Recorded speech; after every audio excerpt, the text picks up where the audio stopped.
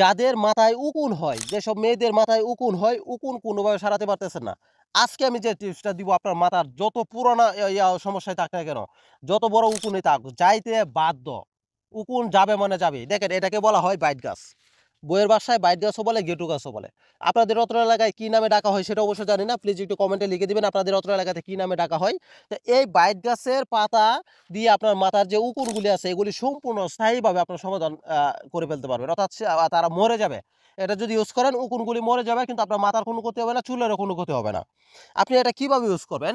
আপনি এই পাতার কিছু রস নিবেন।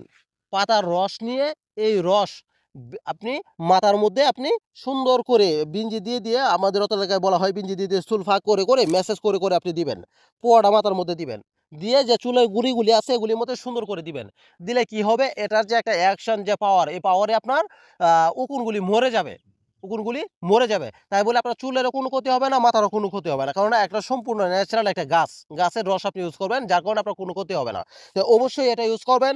আপনি সর্বোচ্চ ৩ থেকে ৪ দিন যদি ইউজ করেন তাহলে আপনার যত উকুন আছে এখন সব টোটালি ধ্বংস হয়ে যাবে।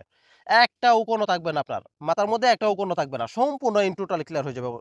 অবশ্যই ফ্রেন্ডস ভিডিওটি ভালো লাগে থাকলে প্লিজ একটু লাইক দিবেন এবং ভিডিওটি একটু শেয়ার করে দিবেন। এই ভিডিওটা দেখে যেন অন্যরা যেন সমস্যাটা সলভ করতে পারে এবং প্লিজ এই ধরনের নিত্য নতুন ভিডিও পেতে পেজটি ফলো দিয়ে রাখুন।